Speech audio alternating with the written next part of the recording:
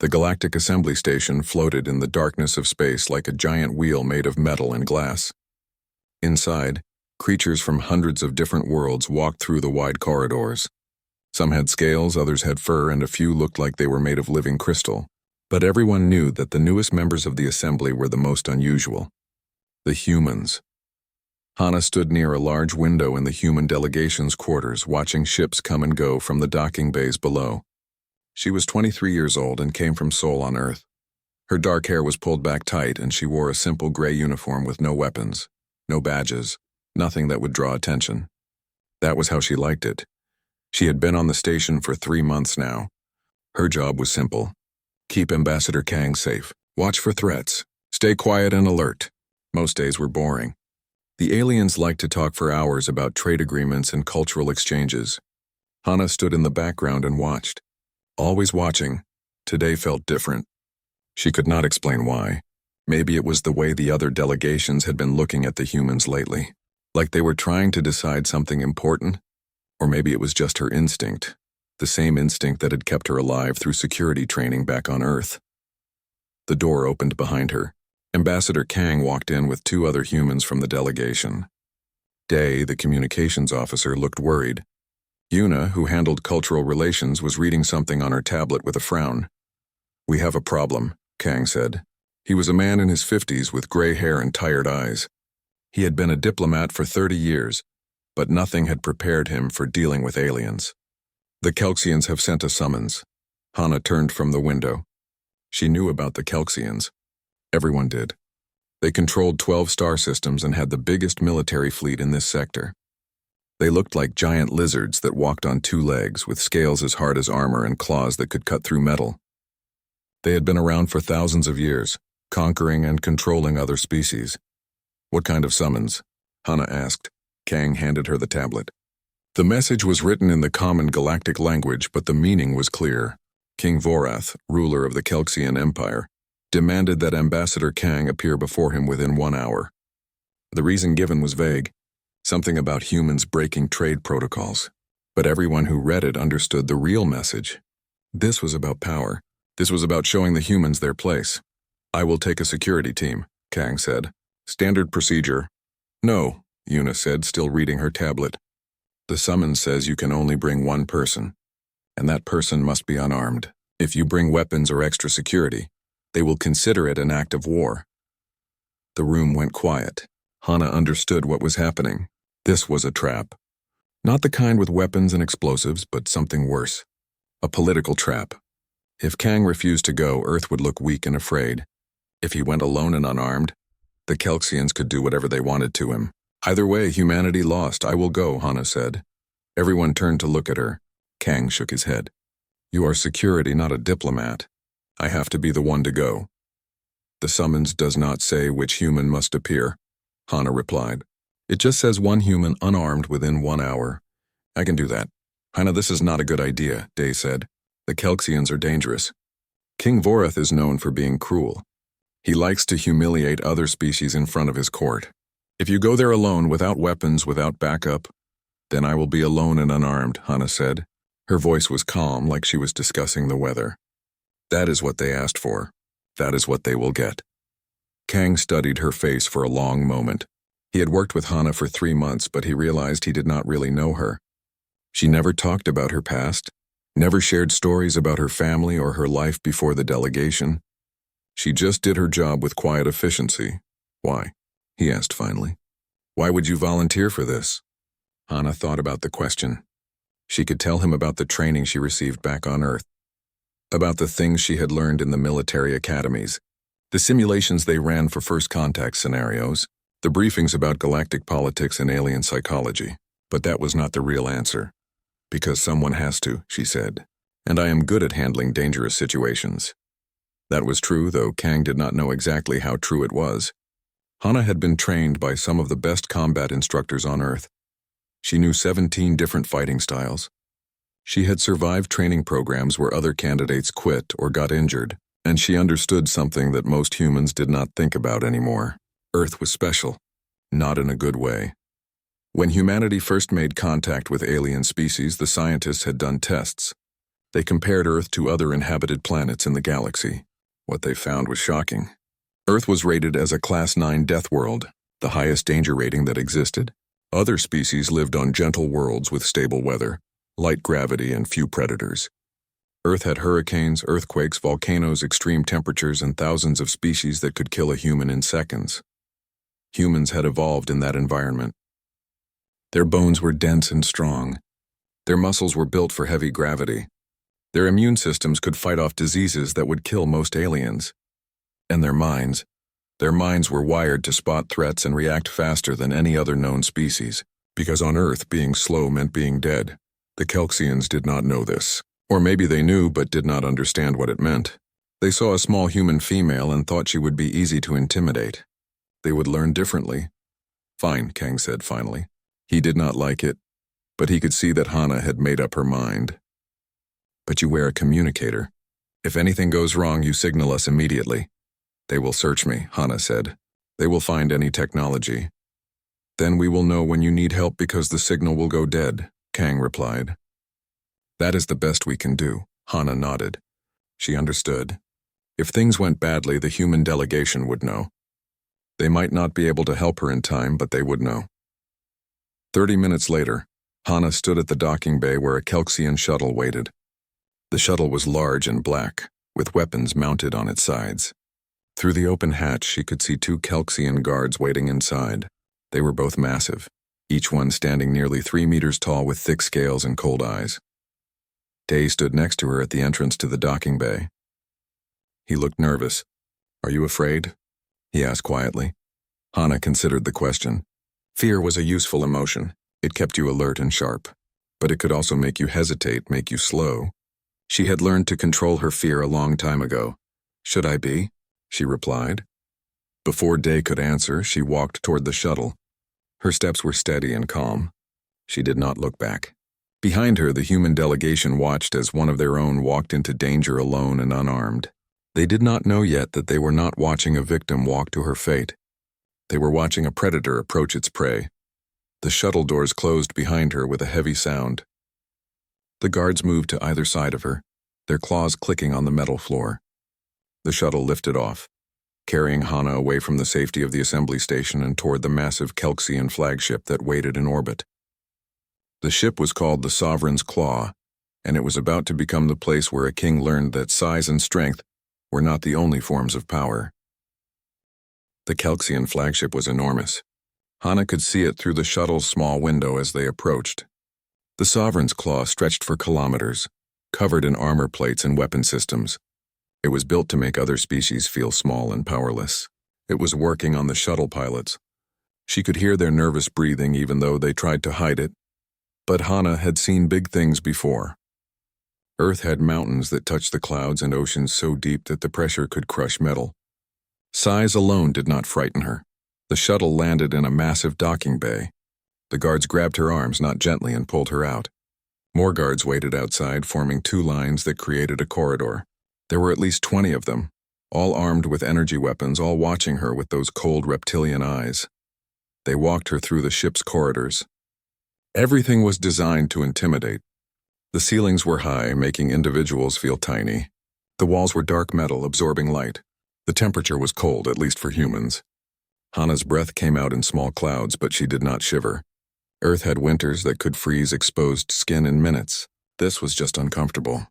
Every few meters, they stopped and scanned her, first with a basic metal detector, then with a more advanced scanner that looked for nanotechnology, then with a biological scanner that checked for hidden implants or chemical weapons. They even took a blood sample to analyze for engineered viruses. They found nothing, because there was nothing to find. Hana carried no weapons, no technology, no hidden surprises, just her body, her training, and her understanding of what she was. The scanners showed normal human biology, dense bones from heavy gravity evolution, strong muscle fibers built for explosive movement, a nervous system that processed information faster than most species could manage. But the Kelxians did not know how to read those signs. They saw the scan results and thought she was harmless. Finally, they reached a massive door at the end of a long corridor. The guards formed up on either side. One of them, larger than the others with more decorations on his armor, stepped forward and spoke in the common galactic language. Beyond this door is the throne room of King Vorath, ruler of the Kelxian Empire and master of 12 systems. You will enter alone. You will approach the throne. You will kneel and wait for permission to speak. Any deviation from this protocol will be considered an act of aggression. Do you understand? I understand, Hana said. The guard made a gesture and the doors began to open. They moved slowly like the jaws of some great beast. The sound echoed down the corridor. Hana watched as the throne room was revealed bit by bit. It was designed to terrify. The room was vast, stretching up and out until the walls disappeared into shadow. The floor was polished black stone that reflected dim red lights from above. Along the walls hung trophies from conquered worlds, flags from defeated enemies, weapons taken from dead warriors, and worse things, preserved remains of creatures that had dared to challenge Kelxian power. At the far end of the room, raised on a platform that required climbing stairs, sat the throne, and on the throne sat King Vorath. He was huge even for a Kelxian. His scales were dark green with gold patterns that marked him as royalty. His claws were decorated with precious metals.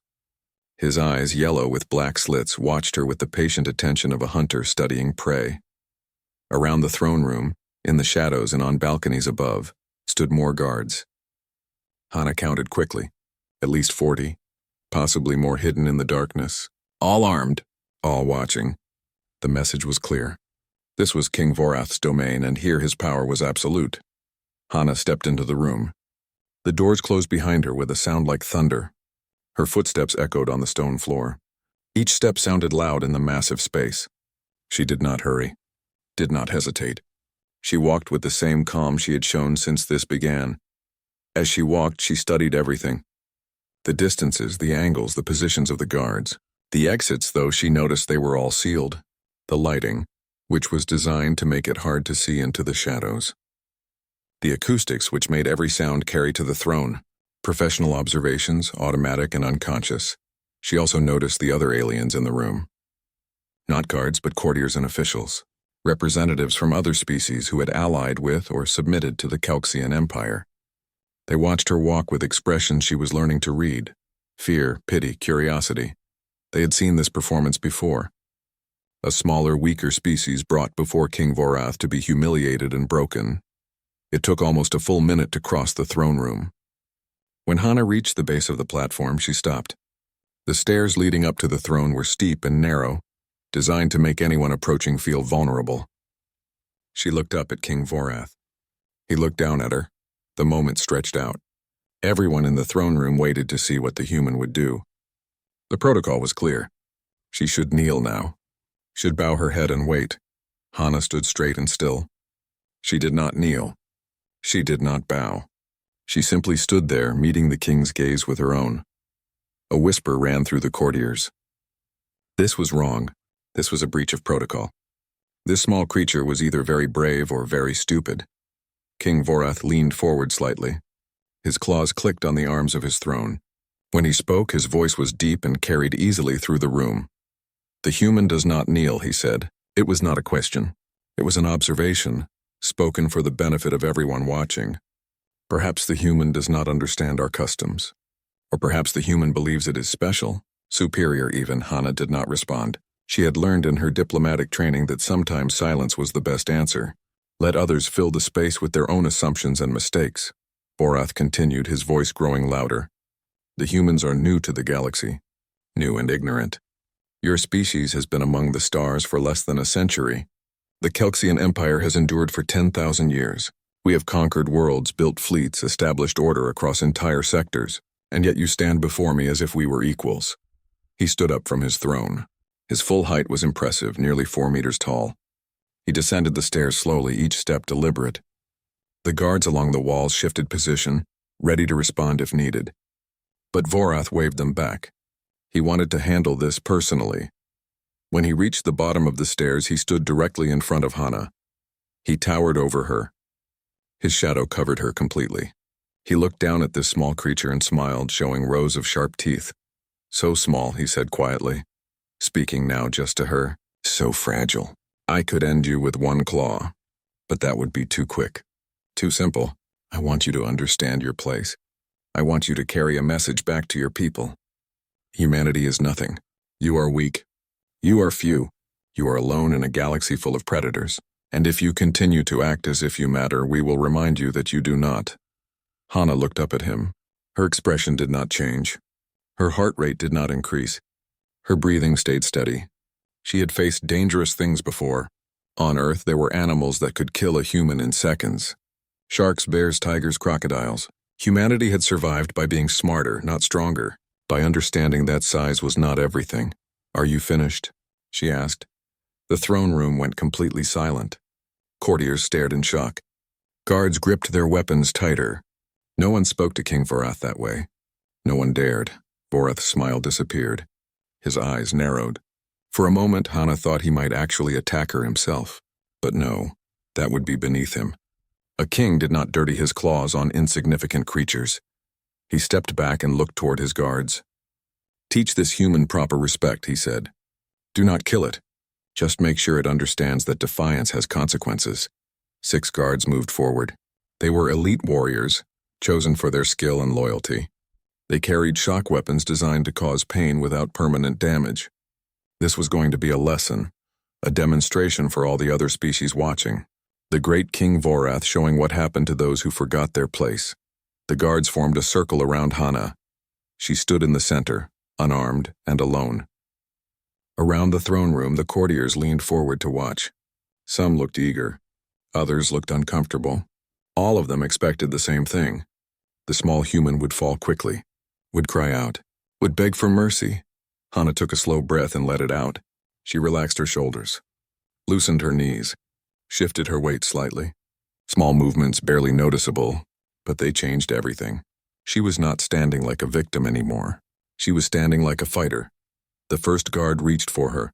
His claw extended, aimed at her shoulder to grab and throw her down. It should have been easy. He was 3 times her size and outweighed her by 200 kilograms. He never made contact. Hana moved, and the throne room discovered what it meant to face a predator from a Class 9 Deathworld. Hana moved faster than the Kelxian guard's eyes could follow. On Earth, with its heavy gravity, human muscles had evolved to produce quick, explosive movements. The guard was adapted to lighter gravity. His species had never needed to move fast, because size and armor kept them safe. But Hana came from a world where being slow meant death. She sidestepped his reaching claw and struck with the palm of her hand. Not hard, not even trying to hurt him. Just a precise tap to a nerve cluster on the side of his thick neck. On a human, it would have caused pain. On the Kelxian, it did something different. Their nervous system was similar enough to Earth reptiles that the same pressure points worked. The guard's entire body went rigid. His legs stopped responding. He dropped to the floor like someone had cut his strings. The second and third guards attacked together. They had trained for combat, practiced formations and tactics. They came at her from 2 sides, thinking they could trap her between them. It was a good strategy. It should have worked. Hana dropped low, below their reaching arms. She swept her leg out in a movement she had practiced thousands of times in training halls back in Seoul. Her foot hit the ankle of the guard on her left. On Earth, with human opponents, the technique would make someone stumble. But the guard was heavy, built for stability. He should not have fallen, except the kick came from a human who had evolved lifting her own body weight against gravity 1.5 times stronger than what the Kelxians considered normal. The force was not what the guard expected. His ankle, joint designed for a lighter world, could not handle it. Something snapped. He went down hard. The third guard managed to grab her arm. His claws closed around her wrist, sharp points pressing into her skin. He smiled, thinking he had her now. He began to squeeze, expecting bones to break. Hana did not even flinch. Her bones were dense, built to withstand the constant pressure of Earth's gravity from birth. The guard squeezed harder, his smile fading as he realized this small creature's arm was not breaking. Before he could adjust his grip, Hana twisted. Not away from him, but into him. She used his own hold against him, turning her trapped arm into leverage. Her other hand struck his elbow joint from the side. The angle was wrong for his anatomy. The joint dislocated with a wet pop. He released her with a cry of pain and staggered back. 3 guards down in less than 10 seconds. The throne room was no longer silent. Courtiers were shouting in various alien languages. Some were calling for more guards. Others were simply expressing shock. King Vorath had stood up from where he had moved to watch, his expression frozen somewhere between surprise and anger. The fourth guard was smarter than his companions. He did not try to grab or strike. Instead, he pulled out his shock weapon and fired. The electric charge hit Hana square in the chest. 50,000 volts, designed to overload a nervous system and cause instant unconsciousness. Hana gasped. Her body jerked from the impact. Pain shot through her muscles. For a moment, she could not move. The weapon's charge was strong, stronger than anything humans normally used for non-lethal force. But she did not fall. Her muscles, built to endure the stress of heavy gravity and centuries of evolutionary pressure from a dangerous world, absorbed the shock. It hurt. It hurt badly. But pain was something humans understood. Pain was a message, not a master. She took one step forward, then another. The guard stared in disbelief. He fired again. The second shock hit her side. She grunted, stumbled slightly but kept moving. Her face was tight with concentration. Sweat beaded on her forehead, but she did not stop. The guard fumbled with his weapon, trying to adjust the power level. He managed to dial it up just as Hana reached him. He raised the weapon to fire point blank. She caught his wrist, her hand impossibly strong despite the smaller size. She twisted. The weapon dropped from his numbed fingers. She caught it before it hit the ground, flipped it around, and touched it to the guard's exposed throat. She did not fire. She just held it there, her eyes meeting his. "Down," she said quietly. The guard's legs gave out. He collapsed, unconscious before he hit the floor. Whether from fear or from the lingering effects of his own weapon's discharge, Hana did not know. It did not matter. The 5th and 6th guards had watched their companions fall. They were elite soldiers, trained and experienced, but they had never fought anything like this. In the Kelxian Empire, combat was straightforward. The bigger, stronger warrior won. Size meant power, armor meant protection. But this small human moved like water, striking from impossible angles, turning strength against itself. They tried to retreat. Hana was faster. She moved between them and the exits with quick steps. They split up, trying to circle her again. She picked the one on the left and closed the distance before he could react. Her movements were economical now, not wasting any energy. A strike to disable his weapon arm, a low kick to destroy his knee. He fell. The last guard made his decision. He charged. All his training, all his tactical knowledge forgotten. Just raw aggression, trying to use his superior mass to crush her. It was exactly the wrong move. Hana had trained against bigger opponents her entire life. In human martial arts, you learn to use size against itself. You learn to redirect force to turn momentum into a weapon. She stepped aside at the last second, grabbed the charging guard's arm, and used his own speed to send him crashing into the stairs leading up to the throne. The impact was brutal. He did not get up. Silence fell over the throne room again. But this silence was different from before. This was the silence of shock, of disbelief, of fear. 6 elite Kelxian guards lay on the floor. Some were unconscious. Others were conscious but injured, unable to stand or fight. The engagement had lasted 4 minutes and 37 seconds from the moment the first guard reached for her. Hana stood in the center of the carnage. She was breathing hard now. The shock weapon hits had taken their toll, and fighting 6 opponents, even weaker ones, was exhausting. Her uniform was torn in places. A bruise was already forming on her side where the electric charge had hit her the second time. But she was standing. She was mobile, and she was absolutely in control. She looked up at King Vorath. The king looked back at her. For the first time in his reign, Vorath did not know what to do. His guards had failed. His shock weapons had failed. This impossible creature had walked into his throne room unarmed and defeated his best warriors. Around the throne room, 40 more guards stood ready. Their weapons were trained on Hana. One word from Vorath, and they would fire. Energy weapons that could kill, Not just shock. Hana would die in an instant. But Vorath did not give the order, because killing her would not fix this. The entire galactic community had been watching through holographic transmission. Representatives from 100 species had just witnessed something impossible. A single unarmed human defeating 6 elite Kelxian warriors. If he killed her now, it would look like fear. Like he could not handle one small female without overwhelming force.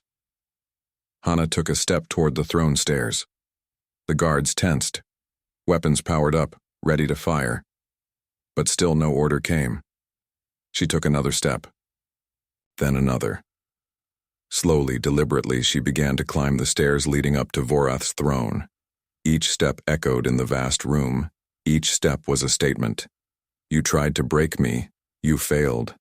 Now I am coming for you. The courtiers watched in horror. This was beyond protocol now. Beyond politics. This was something primal. In the animal kingdoms of every world, the moment when one predator challenged another for dominance looked exactly like this. Slow, inevitable, unstoppable.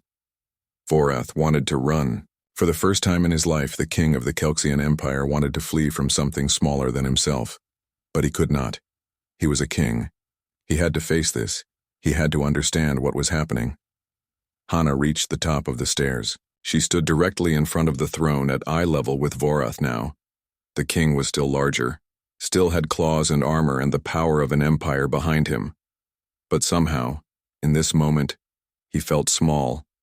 She looked at him with eyes that held no fear, no anger, just a cold certainty that made his scales itch. You wanted to teach me respect, Hana said, her voice quiet, but carrying through the perfect acoustics of the throne room.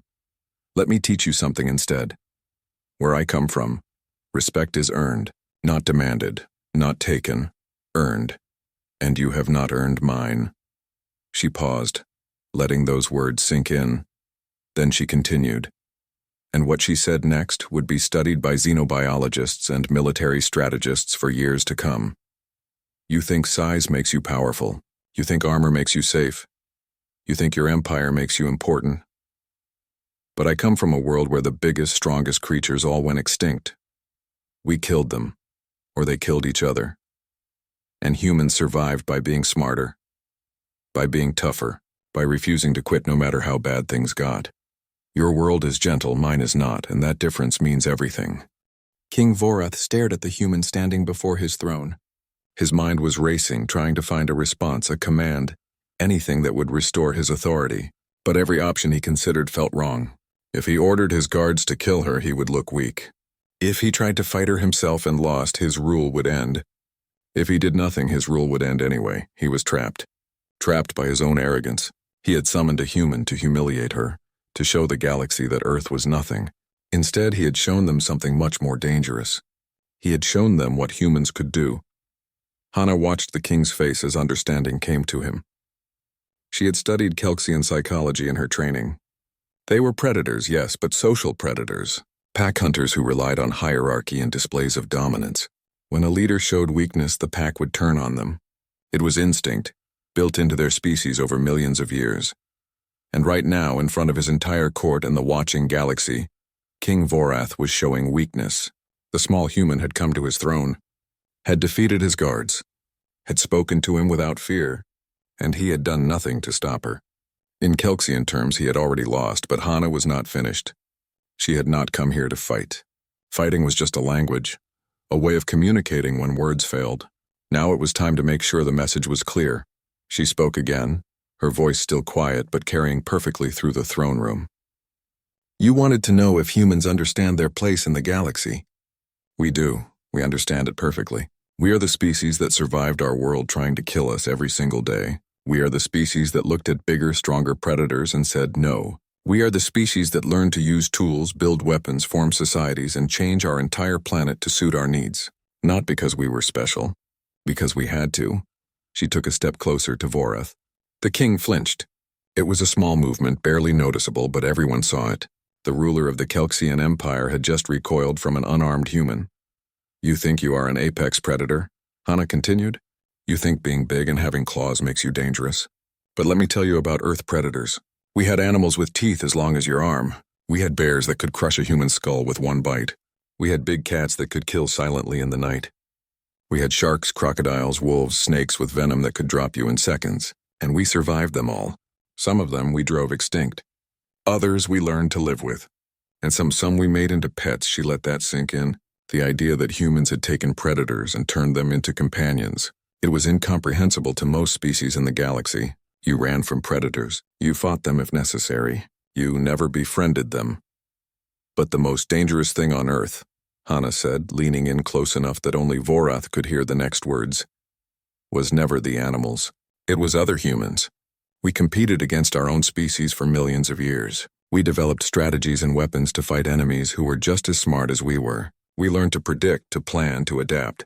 Because if you could not do those things, you died, and your children died, and your entire line ended. She straightened up and spoke louder again, addressing the entire room. So when you ask if humans know their place, the answer is yes. Our place is wherever we decide it should be. We did not come to the galaxy asking for permission. We came because it was the next step. And we will keep going, keep growing, keep learning. You can accept that and work with us. Or you can stand in our way and learn what happens to things that try to stop humanity. The throne room was completely silent now. Even the guards seemed frozen, unsure of what to do. This had gone beyond a simple diplomatic incident. This was something historical, something that would define how the galaxy viewed humanity for generations. Vorath tried to speak. His mouth opened, but no words came out. He had ruled for 40 years. He had commanded fleets, destroyed enemies, built an empire. But he had never faced anything like this. This small creature had broken something fundamental inside him. She had shown him fear. And then the moment every Kelxian had been dreading arrived. From the shadows near the throne, 3 figures stepped forward. They wore the armor of generals, the highest military rank in the Empire. One of them was Vorath's own brother, a male named Kresh who had served loyally for decades. Kresh approached the throne. He did not look at Hana, he looked at his brother, his king, and his expression was not one of loyalty anymore. It was pity mixed with disgust. Vorath, Kresh said, using his brother's name instead of his title. That alone was a statement. You have failed to protect the Empire's interests. You have shown weakness before our enemies and our allies. By the laws of our people, by the traditions that have kept the Kelxian Empire strong for 10,000 years, you are no longer fit to rule. Vorath's eyes went wide. He looked at his brother, then at the other 2 generals. They both nodded in agreement. Around the throne room, the other courtiers were silent. No one objected. No one spoke in Vorath's defense. Because in Kelxian society, this was how it worked. A leader who showed fear had already fallen. The formal declaration was just making it official. No, Vorath said. His voice was small now, not the booming command it had been before. This is wrong. I am your king. I am your brother. You are our king, Kresh corrected. But you made a mistake. You thought size and strength were enough. You forgot that intelligence matters, strategy matters, understanding your enemy matters. The human showed us that. She walked into our fortress unarmed and defeated our warriors. And instead of learning from that, you froze. You did nothing. That is not leadership. That is failure, he gestured to the guards. Remove him. He is no longer king. The council will decide his fate later. Guards moved forward. Different guards, ones who had not fought Hana. They surrounded Vorath. The former king did not resist. He looked broken, defeated in a way that had nothing to do with physical injury. His power, his authority, his entire identity had been taken from him in less than 10 minutes. As the guards escorted Vorath away, Kresh turned to Hana. She stood calmly, watching the scene unfold. She had not moved from her position near the throne, had not tried to escape or attack. She simply waited as if she had known exactly how this would end. Human, Kresh said. He spoke respectfully now, the tone completely different from how Vorath had addressed her. You have demonstrated your people's capabilities.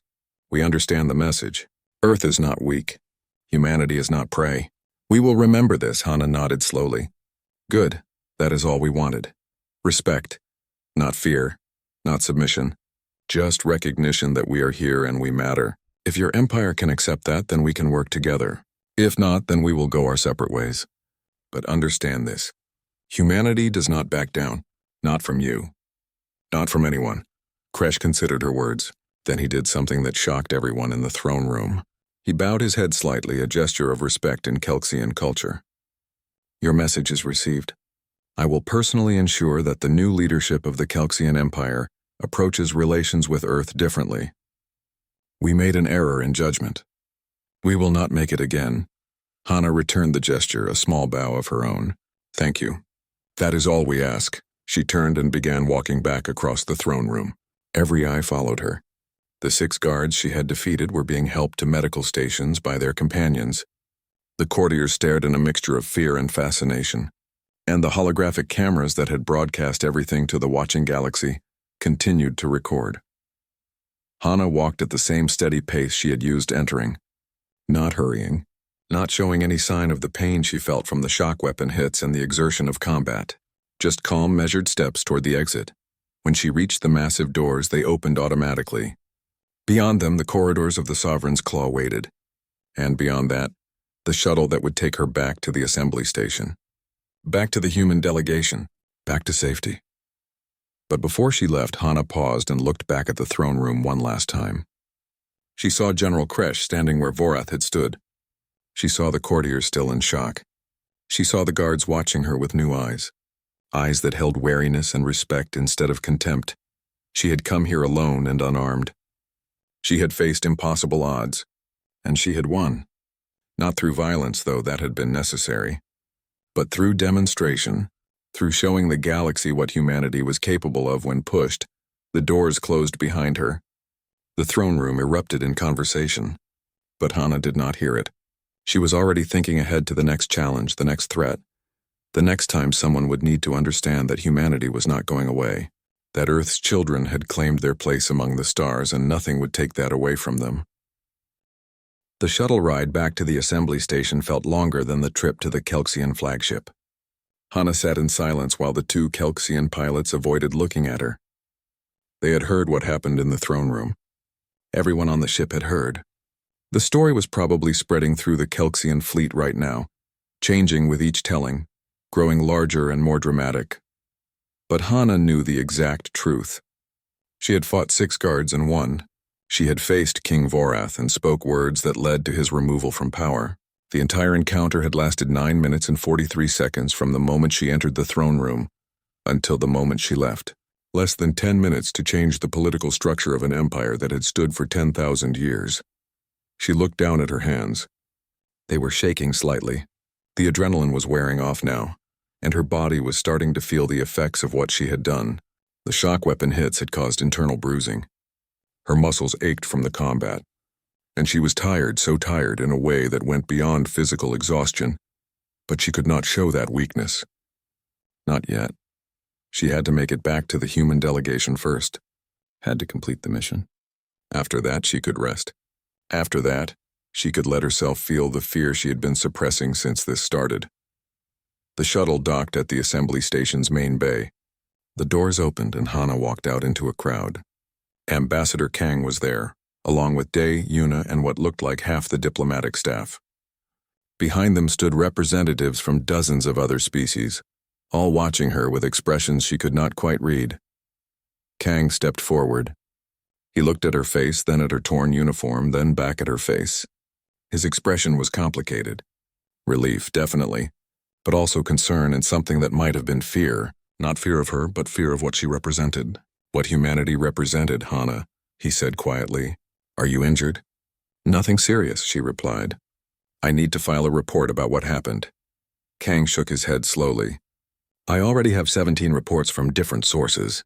The Kelxians transmitted everything live. Every delegation in the assembly watched. Everyone saw what you did. Hana felt a cold weight settle in her stomach. That was not good. She had known the encounter would be recorded, but she had hoped it would be limited to the Kelxian court. If everyone saw it, if the entire galactic community watched a human defeat Kelxian warriors and cause a king to fall, then the political implications were enormous. I was defending myself, she said. They attacked first. I just responded. I know, Kang said, and that is exactly what I have been telling everyone who asked. You went in unarmed as requested. You attempted diplomacy. They chose violence. You defended yourself with appropriate force. Everything you did was justified, But, Hana asked, hearing the unspoken word. Kang hesitated. Then he gestured for her to follow him. They walked through the corridors of the station, away from the crowds, toward the human quarters.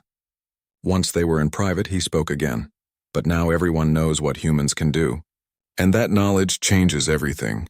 For weeks, we have been negotiating trade agreements, cultural exchanges, technology sharing. Everything moved slowly because the other species were not sure about us. They knew Earth was classified as a death world, but most of them did not really understand what that meant. Now they do. They saw you defeat warriors who outweighed you by hundreds of kilograms. They saw you withstand shock weapons that should have dropped you unconscious. They saw you walk into the throne room of a galactic power and walk out while that power crumbled. Hana sat down in a chair, finally allowing herself to feel the exhaustion. Are you saying I made things worse? No, Kang said firmly. You did what needed to be done. If you had not gone, I would have. And I probably would not have come back. The Kelxians were testing us, seeing if they could dominate humanity through intimidation. You showed them they cannot. That was necessary. But it also revealed information we had been trying to keep quiet. The galaxy now knows that humans are dangerous. We are dangerous, Hana said. We evolved to be dangerous. That is not a secret. True, Kang agreed. But there is a difference between knowing something intellectually and seeing proof. Every species in the assembly just saw proof. Some of them will respect us more because of it. Others will fear us. And some will see us as a threat that needs to be contained. The next few weeks will determine which reaction becomes dominant. Before Hana could respond, Yuna entered the room. She was carrying a tablet and looked excited. You need to see this. The response has been incredible. I have been monitoring communications across the galactic networks. Everyone is talking about what happened. She handed the tablet to Kang, who started reading. His eyebrows rose. The Kelxian Empire has formally requested a diplomatic meeting with Earth to discuss new terms for our relationship. The Vrexian Council is offering technology exchanges. The Talpid Commonwealth wants to establish formal trade agreements, and there are at least 15 other species who have reached out in the last hour alone. That is good, right? Day asked, appearing in the doorway. They are finally taking us seriously. They are taking us seriously because they are afraid, Kang said. Fear can lead to cooperation, but it can also lead to aggression. We need to be careful how we handle this. Hana listened to them discuss the political implications. Part of her wanted to argue that fear was not the message she had tried to send. She had not wanted to terrify the galaxy. She had just wanted to defend herself and show that humans would not be bullied. But maybe that was enough. Maybe the galaxy needed to learn that humans were not weak, that Earth's children had survived their brutal homeworld and brought those survival skills to the stars. If other species saw that as dangerous, as threatening, then so be it. Better to be feared than to be prey. Over the next 3 weeks, the political situation developed rapidly. The Kelxian Empire installed General Kresh as their new king. His first act was to formally apologize to Earth for Vorath's behavior and propose a mutual defense treaty. Ambassador Kang negotiated carefully, making sure the terms were favorable without being exploitative. Other species followed. Trade agreements that had been stalled for months suddenly moved forward. Technology exchanges were proposed and approved. Human diplomats found themselves invited to councils and meetings that had previously excluded them. But there were also tensions. Some species formed what they called a defensive alliance, specifically designed to counter potential human aggression. Intelligence reports suggested that certain governments were accelerating their military research, trying to develop weapons that could work against Deathworld physiology. Hana watched all of this unfold from her position in the background. She had become famous across the galaxy. Her image was everywhere. Some species called her a hero, others called her a monster. She tried not to pay attention to either label. One evening, she sat in the observation deck of the assembly station with Yuna. They watched the stars in silence for a while. Finally, Yuna spoke. Do you ever wonder if we did the right thing? Coming to the stars, I mean. Maybe humanity should have stayed on Earth. Maybe we are too different, too dangerous for the rest of the galaxy. Hana thought about the question. She remembered her training on Earth. The simulations, the combat drills, the endless lessons about survival and adaptation. She remembered her instructors telling her that humanity's greatest strength was not physical. It was mental. The ability to learn, to change, to overcome any obstacle. No, she said finally. We belong here. The galaxy might not be ready for us, and we might not be ready for the galaxy. But that is how first contact always works. There is always fear and misunderstanding at first. Eventually, people learn to live together, to work together, to build something better than what existed before. You really believe that? Yuna asked. I have to, Hana replied. Because the alternative is war. And if humans learned anything from our history on Earth, it is that war is easy to start but hard to end. Better to find another way. Better to prove we can be strong without being cruel, dangerous without being destructive. Yuna nodded slowly. They sat together in silence, watching the stars and the ships moving between them. Somewhere out there was Earth, the blue-green world that had forged humanity into what they were. A species built to survive impossible conditions. A species that refused to quit no matter how bad things got. 3 months after the incident on the Sovereign's Claw, Ambassador Kang called Hana to his office. When she arrived, she found him working on a document that made her pause. It was a report, detailed and comprehensive, analyzing the political and military implications of her encounter with King Vorath. This is being sent to Earth, Kang explained, to the Security Council and the Diplomatic Corps. They want to understand exactly what happened and what it means for our future relations with other species. What are you telling them? Hana asked. Kang turned his screen so she could read it. The final paragraph was highlighted.